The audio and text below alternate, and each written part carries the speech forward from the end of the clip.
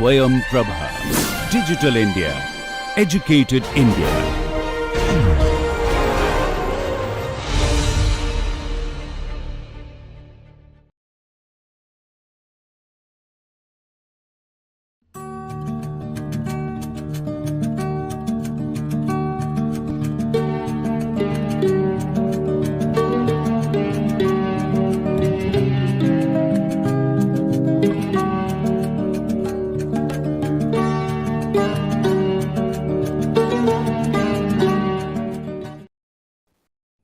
Hello, Namaste, welcome back to the course on Geographic Information System.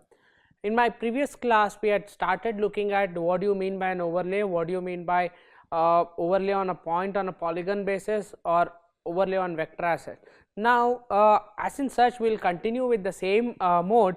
We will again go forward and understand with certain examples. In the last class, I had given you only a theoretical overview of how this overlay analysis and how do you use it in your analysis or a buffering analysis, how do you do it. But now let us see in as a practical part of it how different things are applied at different contexts.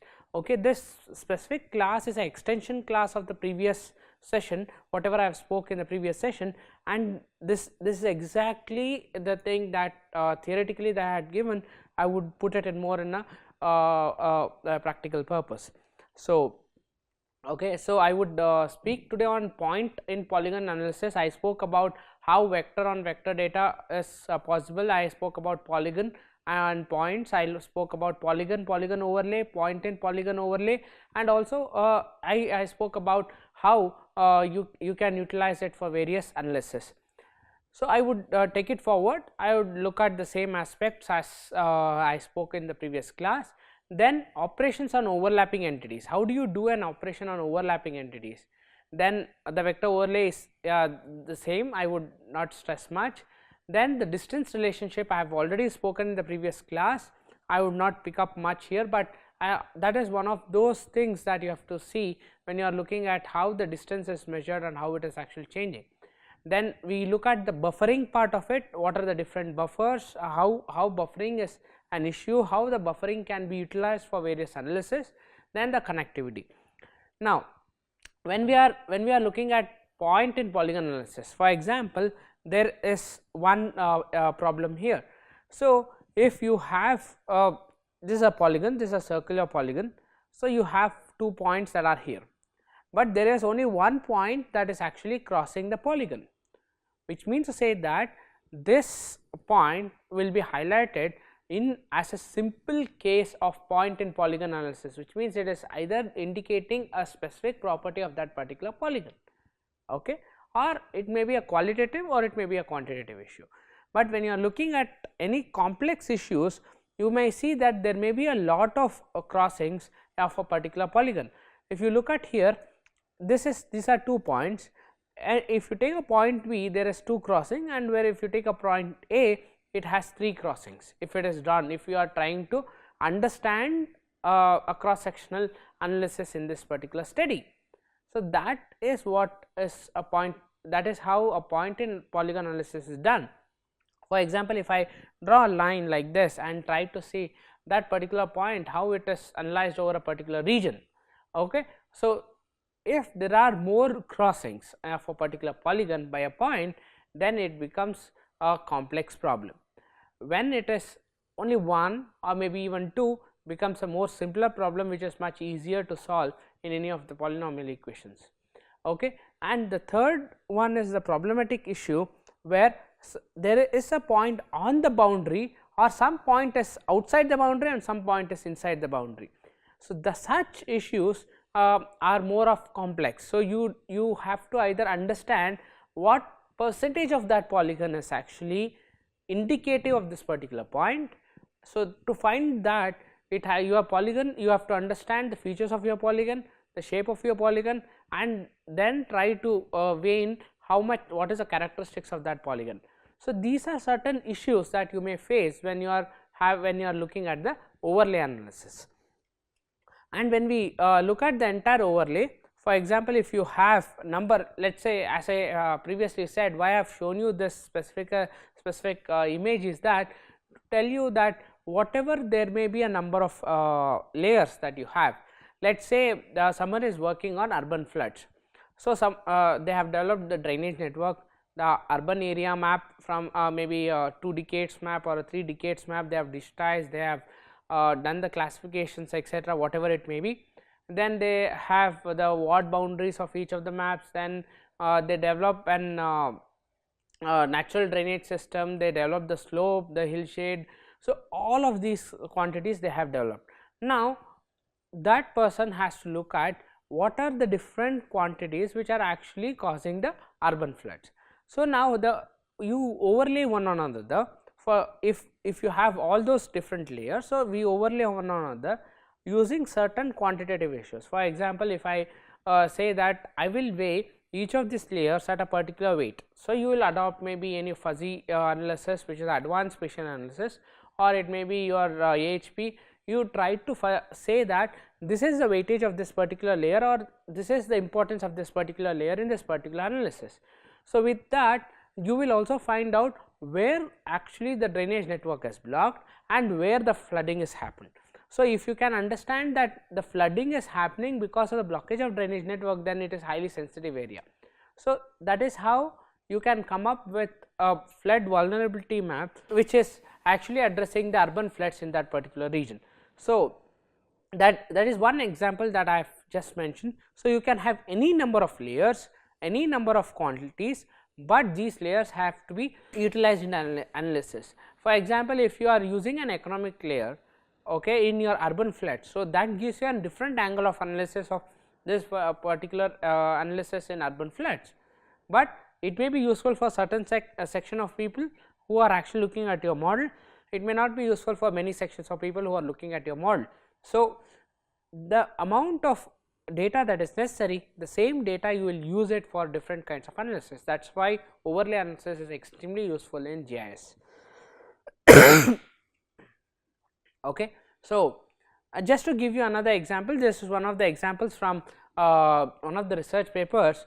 So, when you look at it, I have ward level boundaries of a particular place. Okay. Then I have another vector layer which is actually giving me the vulnerability region, okay, of anything. Now, this is just an example. Okay. Now, I overlay one on the other. So, once I overlay one on the other, I know which area is actually vulnerable. Based on this, the output will be the vulnerability map of both the layers which are overlaid on each other. Okay. So, that is exactly the example of the application of why you do an overlay analysis. So, if you have a physical layer, okay, let us say you have 3, 4, 5 physical maps of all these layers, you take a printout, use it, but you will not be able to understand which region overlaps on each other and what is the quantification of each of this layer. That can be done using GIS. That is why GIS is a powerful tool. Then you have vector overlays. So, when I say vector on vector overlays, it may be both point in polygon and line in polygon. Okay. I have discussed already the point in polygon. This example gives you exactly details of planning of how you can look at a planning map. Now, there is a meteorological station point map in these 3 regions. Now, I want to know what is the rainfall in that particular region and what is its corresponding class in that particular region. Now, these are the 3 meteorological stations. So, I have values, attribute data that is attached to it has the amount of rainfall in that particular region. Now, I have a map which is actually a forest map versus a non-forest map. Okay. Now, I overlay one on the other. So, let us based on these overlay, I find out in that map what is a particular land use and what is other attribute information such as its rainfall, etc. Okay. So, now I will be able to find out whether on a broader level, it is not exactly on those details, but it is on a broader level you will say whether forest has certain influences on rainfall or rainfall pattern. The second example here is line on polygon overlay. So, for example, here you have a line map, okay, this is a road line. This, let us say that there is a road that has to be built, a newer road connecting two places. Now you have to produce an environmental impact assessment report. So what the best thing is do is get an forest, non-forest or vegetation map of India from various sources. It may be from Bhuvan, it may be from MOF website or any of those sources. Then you have a road map. Okay. So now once you have a road map which is a line, okay, then you have a forest, non-forest area which may be probably most of it is a polygons. Now I overlay one another. Okay. So now I know where actually it is crisscrossing each other. Though a new ID is allocated, it tells me this particular line where it is crisscrossing is forest or non-forest. Okay. So which means to say that I can do an analysis on understanding how it is actually environmentally impacting a particular region when such development projects happen. That is why you can use overlay tool in much bigger context. Okay. So there, for example, another example is you have a resort that is coming up in that region or it is proposed. So use simple tool is use a Boolean operation, Boolean union operations. Okay. When I say union, it is OR. So once you do a Boolean operation, you can find out where that particular project is proposed. Once you understand where the project is proposed, you can take a decision. Anyone who is considering a policy decision or who is a policy maker can easily say that, see, this particular region cannot be allotted for the resort because it is in the forested region, and the forested region cannot be converted as a commercial activity. Okay. Where, or for example, if let us say I have a forest map, I have a resort map. Okay. So if I want to know that how much percentage of forest falls into this resort area, as simple as this, use a NOT operation of Boolean. So what I am trying to imply is that any operator can be easily applied in any kind of analysis in GIS. Only thing is that it has to be logical. Okay. So in the third map, if you see, there is again a forest and non-forest. Now I am doing an intersection, which means AND operator. So it is intersecting both of this map. When I intersect, it means to say it gives me the exact area where the forest is there. Okay. I have just a forest map, I do not have a non-forest map. Now once I intersect, non-forest area is completely removed and I get only the forested. Now again, a decision maker can easily consider a decision of whether that land has to be allotted there or not, as simple as that. So this is where overlay plays a very important role in giving us important decisions on how that particular operations can be used or utilized for providing directive informations. Okay. So there is the next thing called as distance relationship. Yesterday I have spoke about the distance relationship, but when you are looking at distance relationship, you have operations that depend on simple distances between A to B. Let us say tomorrow you decide, for example, you will develop a map of your institute. Once you develop a map of your institute, you should make it more dynamic. So what you will try to do is that if anyone who is entering the institute, you will have to tell them what is the distance from a point A to point B and how to reach them. Okay. So how do you do this? Basically you will have to look at the shortest distance route, the different routes that are there in that particular institute, and this are then used by nodes to calculate the distances. Okay. The best way to do this is use an by using a buffer, help of a buffer. Okay. So how do you do this? Basically, first I will draw a zone around the initial entity where the boundaries of the zone are all distance d from the coordinates of the original entity. Okay. Now buffer, both buffer that is outside and the buffer that is inside. So when I say buffer that is outside, that just outside the entity that you are representing, and buffer inside is the inner entity of that. If you take a 5 kilometer buffer, 2.5 is an outer entity and 2.5 is the inner entity. So that you will look at. Then you will look at the circular, the rectangular with the rounded ends or irregular lines or a polygon. What kind of polygon can connect these?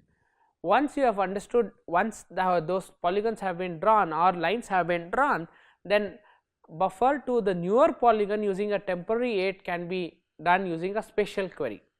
So, which means to say that once you start locating that particular region to reach that particular point, then you will say that this particular by any query, how do I connect these two polygons or these two lines or these two points. So, once you have connected those 2 points, then your route is actually established. That is how you do it. Okay. So, now for example, this is exactly what I was speaking. So, you have this, you have to reach this point from this point. Okay. So, this is the distance that you have to calculate. Now, you draw a buffer. Okay. Now, this part is a outer buffer and this part is the inner buffer for this region. Let us say from the point, if this is the entity, this is outer buffer and this part is the inner buffer. Now, with this outer buffer and the inner buffer, what you try to do is that you will find out how the lines connect each of these points across those lines. Okay, if there is already a set of road. Okay. Now, you will draw several buffers in this region. Okay. Based on this particular point, you will then try to trace this particular line. So, this line is actually connecting these 2 points. So, once you have found out that it is connecting those 2 points, then you calculate what is the shortest distance and other buffer regions which is the shortest distance. Once that is calculated, that is how Google gives you the shortest distance, and maybe you have 2 or 3 more distances that is actually put out there. So, it says that this is with tolls, without tolls, you have this distance. So, those are based on the database information that you have when you are actually traveling. Google would have collected all the database information either through surveys or either through its manual inputs that it may have it in its database. Okay. So, this is one example of buffering. So, when you are looking at a buffering, you can do a line buffering, a point buffering, or it can be a polygon buffering. Okay. So, when you are looking at a line buffering, so you are actually looking at what is across the line. So, effect is across the line. Then if you are looking at a point buffering, what is the effect around the point, and when you are looking at a area, you are actually looking at every point on the area, what is the effect on every point on the area from the buffered region or the buffered source. That is exactly why you need a buffer point, line and a feature or an area in order to look at its analysis. So, very good example is that, for example, I have, let us say I have planned a new metro line that is coming up. So, now I want to understand what may have an impact on its neighborhood. Okay, maybe because of, if you raise an FAR, how much is the economic impact that government may have, because of you will have a lot of when once the FAR is raised. So, you will have a lot of income in through building property issues, etc. So, when you are looking at that, so you can do such analysis when you have such when you have a buffer. So, you will fix up a certain amount of buffer. So, if you increase the buffer in this region, this is the amount of impact. If you increase to this, if you increase to this. So, that is how certain additions are considered when they are actually, when such big infrastructures are coming up. If you are looking at a point, so let us say that if there is a new infrastructure that is coming at a point, let us say a new flag post is being put up. Okay, or if there is a new signal has been put up. So, what they try to do is that if that signal comes here, what may be the effect on the across that entire region, and how many signals are required at that particular point, and how it is going to affect the traffic load in the entire region. So, that analysis can be easily done with just a buffer. Okay. So, first they fix up one buffer and see what is the load, then they fix up the next buffer and look at the load where there is the least. So, they try to maintain that region as one signal corridor. So, the next signal corridor is placed in the next region. Similarly, when you are looking at area, I have given you an example yesterday about the urban area. For example, let us say this is one of the city, okay, or let us say it is a lake, whatever you may consider it too. If a city is there, so I want to understand what is the growth of that particular city over a period of time. Okay, if many cities like mega cities of India, it may be Delhi, it may be Mumbai, or some very big cities like Chennai, Hyderabad or Bangalore. So, what they try to do, normally the phenomena is it starts at the center, there is certain growth at the center and slowly spreads towards the outskirts. So, now with different phenomena because of different decisions by the government, so there may be a spread in different regions. So, then you had national highways, then you have your state highways. So, based on this there may be a spread outside the city boundary also. So, what you do, you have a 2 km buffer or a 5 km buffer or a 10 km buffer. Once you have understood that, then you can find out at every instant, at every buffer that you have considered. So, you can find out exactly where the urban area is intensified. For example, if you take Bangalore, so Bangalore if you try to analyze, so once you see the outskirts, it may be towards the Bangalore south. If you see there are a lot of developments that would have happened, then towards Nelmangla they would have happened, there would have been lot of developments because of the highway connectivity towards the Bangalore. So, that kind of analysis, how the how actually the skirting of the urban area happens can be easily analyzed. It can be done using different metrics, etc., for different analysis. So, that is how the buffer is extremely useful in terms of analytics. Okay. So, then operations on a overlapping polygon.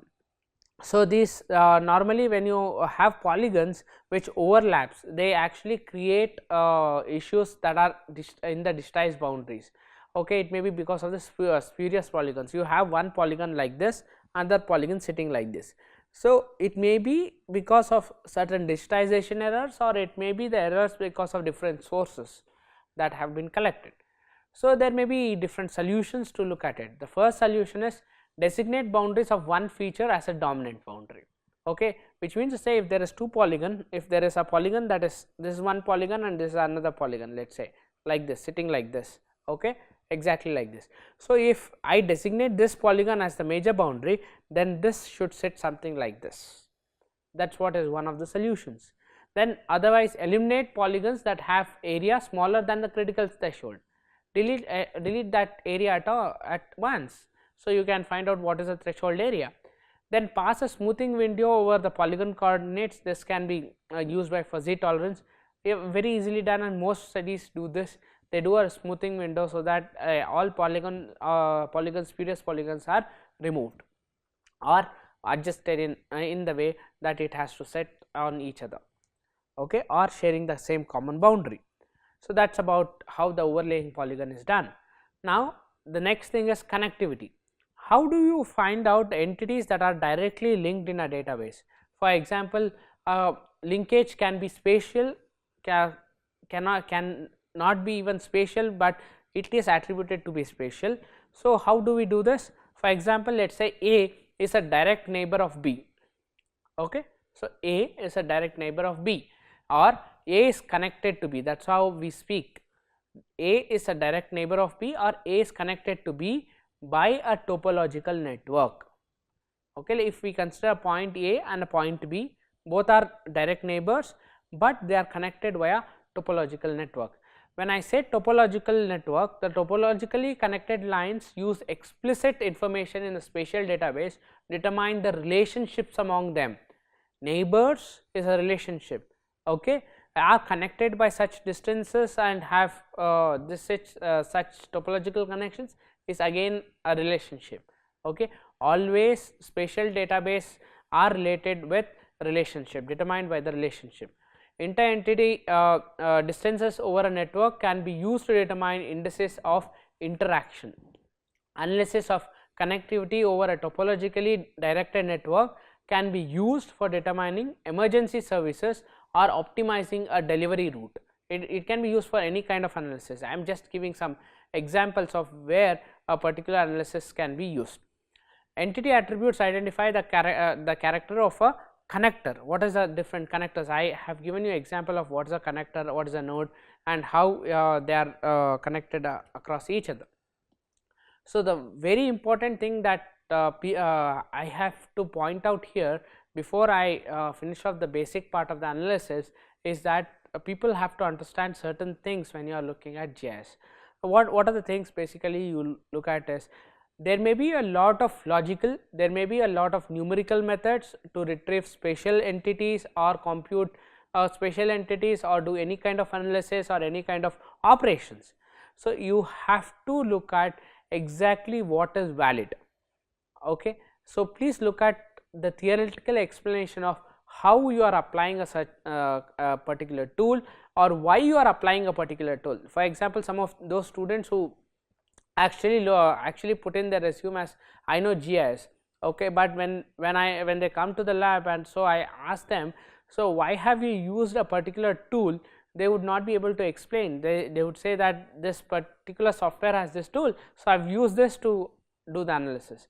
No, that is not the right way. So, you should be able to understand and interpret why that particular tool is there and why it has to be used. It may not be the best tool that can be used, but if you understand the science behind it, it is much easier to actually even manipulate that tool for the analysis that you have to do.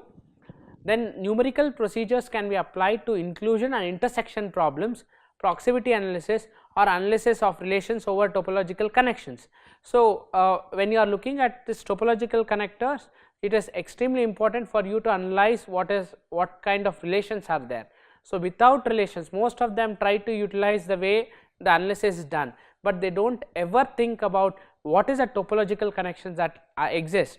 It may be a non-existence all throughout the period.